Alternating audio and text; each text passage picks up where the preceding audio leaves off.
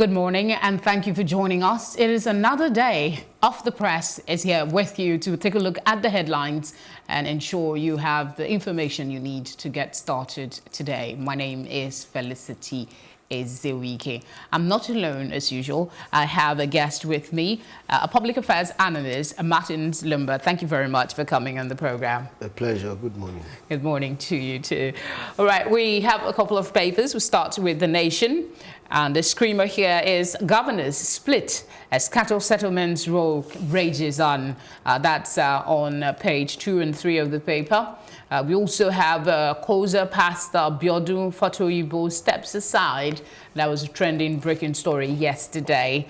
Jonathan's wife forfeits 12.2 billion naira to federal government.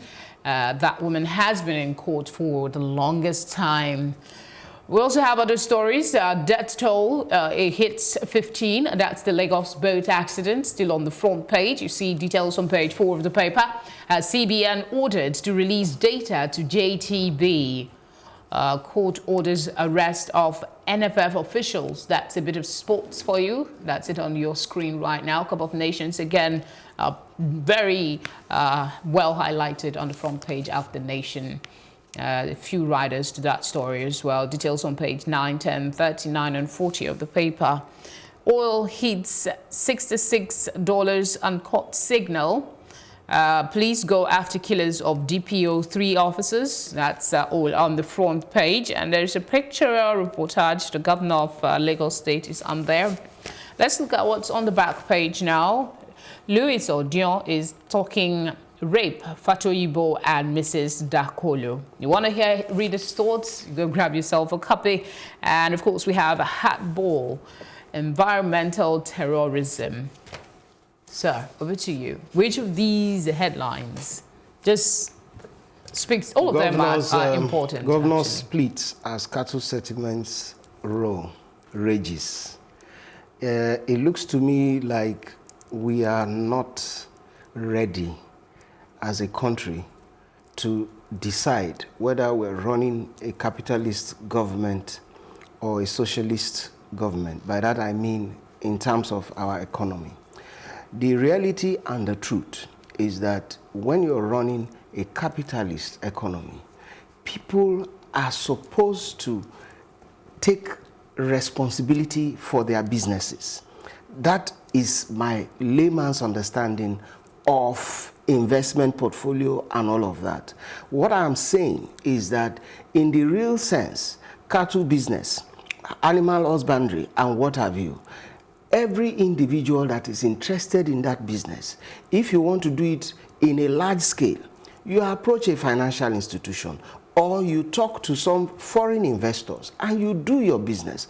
Government has no business setting up cattle colonies or what have you. Some governments or governors agreeing to cede land to federal government. I really don't understand it.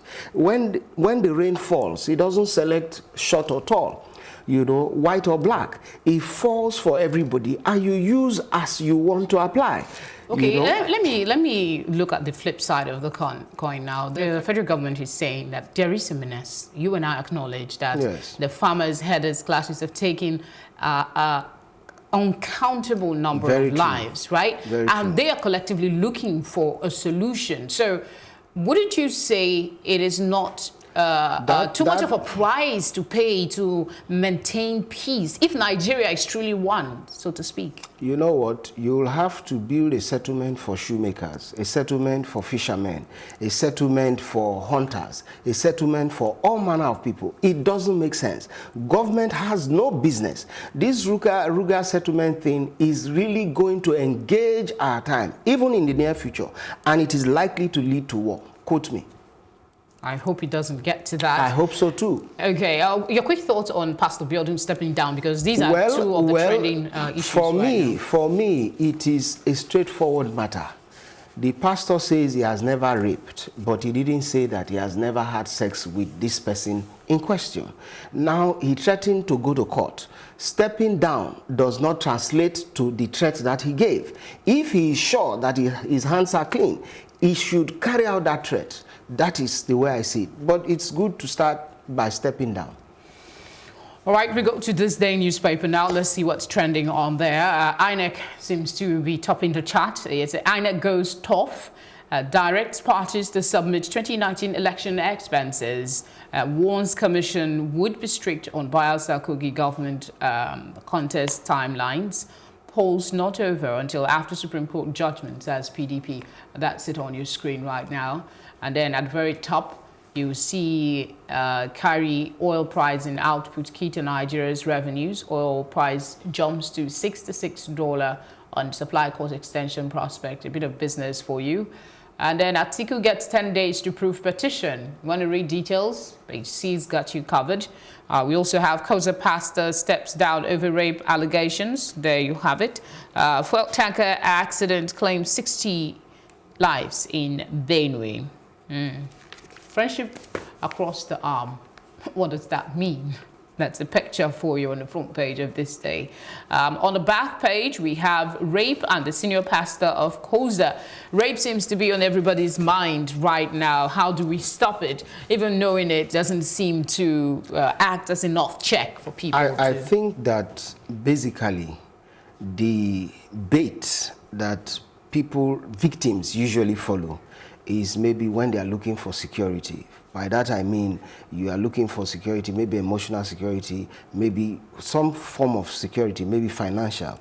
And you approach a pastor, for instance, or you approach a person who is well-to-do, who you feel that you can look up to, and bam, the next thing you know, you're taking advantage of. So to that extent, if there are, if you like, economic options for people, by that I mean welfare packages and all manner of things, if the economy is robust, chances are some of these incidences will not be occurring at the rate that they are occurring now. Things will be better. Things will improve. Well, let's hope for the best. That's Nigeria's favorite word. Vanguard is next for review now. Presidential tussle. Tribunal orders Atiku PDP to prove case in 10 days. That's the one Vanguard is going with as a screamer. It's also captured on the front page of this day as well. At the top of the paper, we have Good Health Weekly. You want to know what it's about? Of course, you know what to do. How Obasanjo nearly assaulted Alamesia. That's Oshoba speaking. We have the flood situation. There's a picture. Agege Iju Road in Lagos. That's it's not peculiar to that area. It's everywhere in Lagos. The flood with the rain. We also have opposition mouths as Southeast governors, Southern Middle Belt leaders kick against Ruga settlement. Nigeria drifting into anarchy, not a lot of leaders raise alarm. That's also on your front page. The Koza story is repeated here. And of course, we have Gbadebia Mila speaking to the SG of the presidency, submit MTEF in July. 2020 budget proposal in September. That's what he's hoping to achieve in this night assembly. Court orders permanent forfeiture of Patience Jonathan's 9.2 billion naira, among others. That's also on the front page. Business. Consumers' confidence in economy to rise in July. That's a CBN survey for all you business-minded people. Go take a look at it. And of course, behind we have some sports stories. The Eagles refuse to eat after defeat to Madagascar. Of course, one will understand the emotional, feeling that comes with that. But it's a game at the end of the day. Anyway, for pride. Front page. It will appear to me that 10 days, is rather a short time. But again, you know that the back and forth about the headship of the tribunal, talking about the president of the Court of Appeal having to step aside to allow for a replacement and all of that had eaten deep into the time. So, however, from the look of things, it will appear to me that the tribunal has taken sides. It will appear to me, I may be wrong, but with the way things are playing out, some of these things are so straightforward that when they begin to bring unnecessary hurdles in the way, you begin to wonder whether we are actually interested in making progress as a country. For instance, the issue of WAEC certificate. It is straightforward. Somebody says, this man does not have it. The man says, I gave it to military board. In the last government, the military board says, we don't have it. Now he is commander-in-chief. What stops him from giving the order? Bring the certificate where you kept it. It is a straightforward matter. And if he doesn't have it, he is guilty of perjury. And for that, he will end up in jail. So to that extent, you know, I just feel very saddened the way we run commentary in Nigeria. We see a straight line, which is usually the shortest between any 2 points, and we decide to circumvent it. It makes no sense at all. So for me, 10 days, a short time, but again, I believe that once the cases are presented the way they should be presented, all of us will be able to judge aside of the tribunal judges themselves. All right, there's this story that I want to talk, I wanted to pick your brain on. In Mile 2, Apapa, open defecation thrives.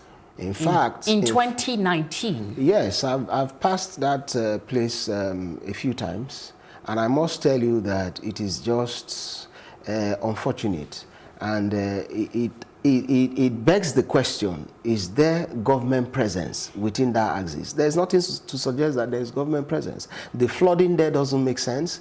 The way everywhere there is littered, you know, it doesn't make sense. I've said before that the threat to traffic in Lagos is not necessarily that the roads are bad per se, but the truth is that they have allowed a lot of filth to gather on the highways. You allow trading on the highways. It doesn't make sense. These things are straightforward. You can solve this problem. For instance, I do know that in the US, Dr. Ben Carson, he said when he was younger, you know, he had a challenge because he had this vocational thing he was doing as a job on the side. And each time they came and met heaps of refuse. And it occurred to him that going there in the daytime was the problem. You know, and they started going at night, and boom, the whole place was clear. What stops government people going every night, for instance? There are flood lamps that they could use to clear this whole place of all of the mess that we see. And I tell you, the roads will clear. Well, the present administration has assured us that they will do something about that particular it's all talk. Road.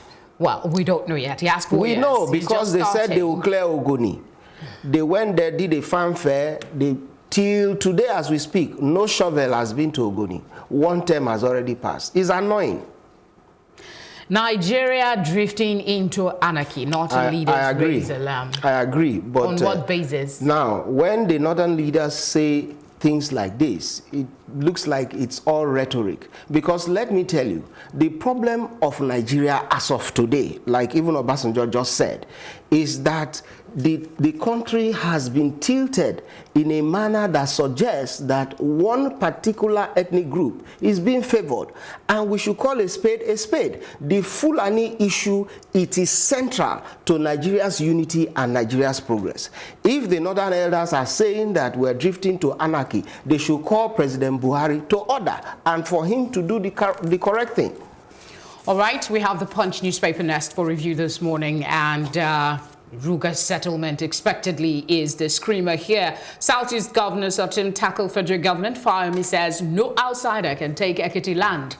It has a quote from the Ekiti Governor. That's it on your screen. If there are negative comments being peddled around that some people are coming to take over Ekiti land, they are mere hearsay. It cannot happen in Ekiti, except I am no longer the governor. That's Ekiti State Governor there speaking really tough. At the top of the Punch newspaper, above the masthead, you will see FG pays 135 billion naira payee debt to states. You also have mismanagement of diversity stagnating Nigeria. Obasanjo, that's on page 8 of the paper. Buhari sacks controversial NHIS boss. Page 9 is where you find details. And another terrible scene, fire accident.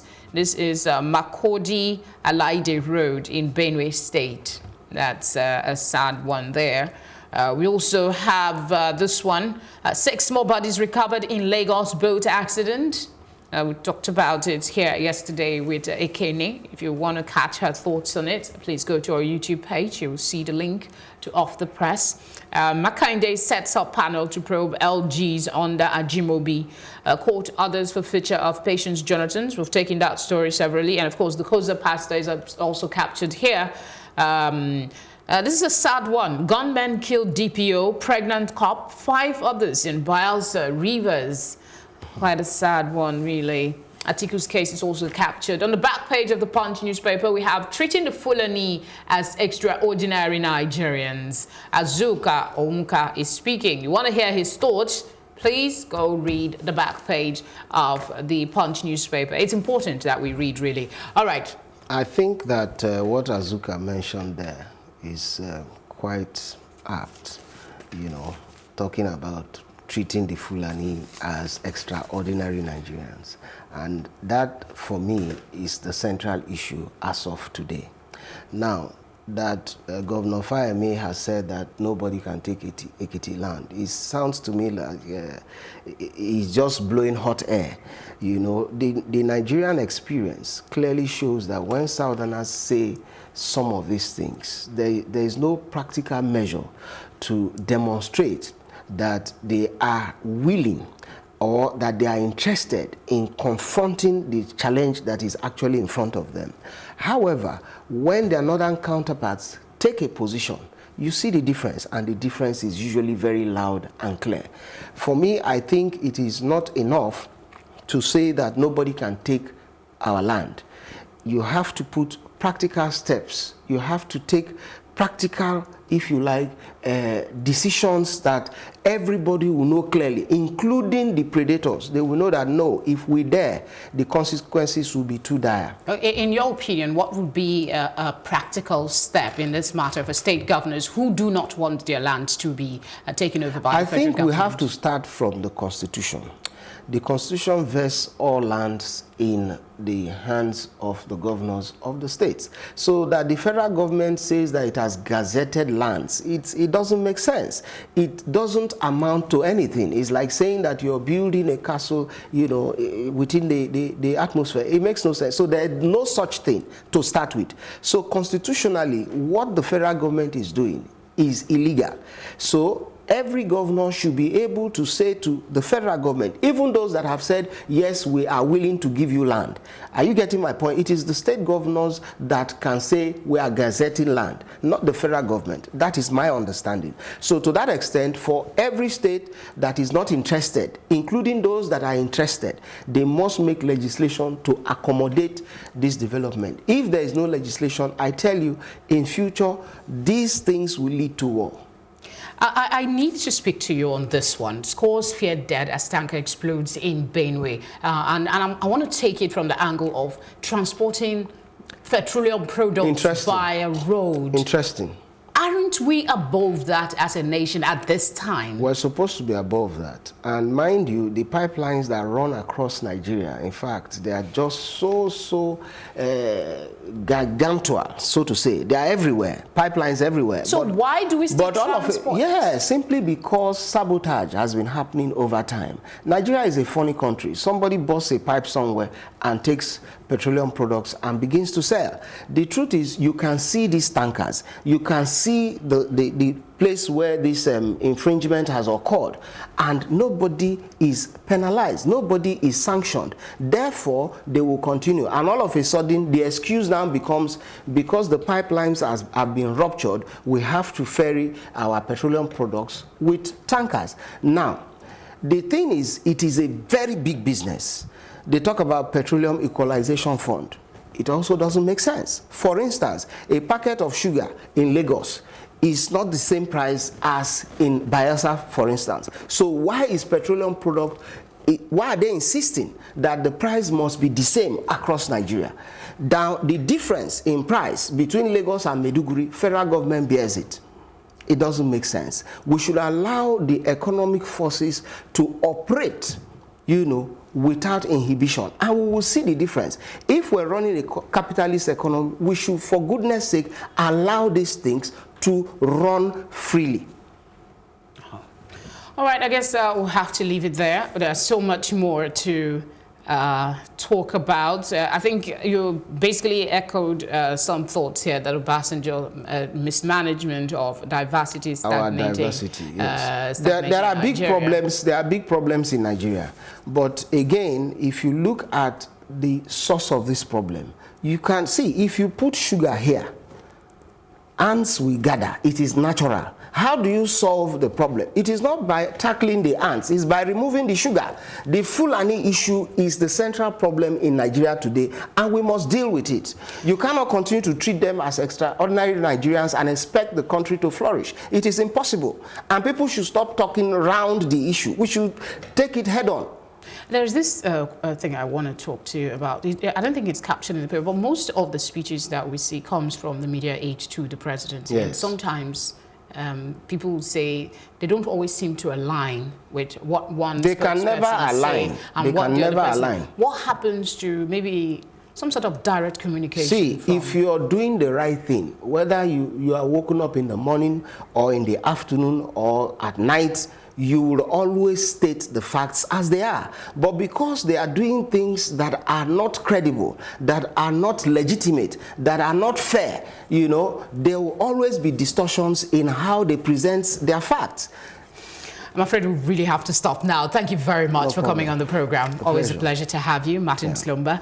And of course, we'll just take a quick look at what's on the front page of Complete Sports, so you have an idea. What we do basically is give you an idea what's in the papers, and then you decide which of the papers you want to pick and read. It's imperative that you do. We need this knowledge. All right, Mikel Madagascar, loss is a blessing in disguise. We also have something on defiant roars. Don't write off Eagles. Nigeria coaching team still holds solid to win Afghan title. We also have Balogun hits back at critics. And let's see, Zidane wants to keep Asensio at Real Madrid. Nyema refuses to report to PSG preseason. These are some of the headlines you will find on the Complete Sports. Go grab a copy for yourself and enjoy a good read. Thank you very much for watching Off the Press this morning. My name is Felicity Ezewike. Always a pleasure. I'll see you soon. Bye now.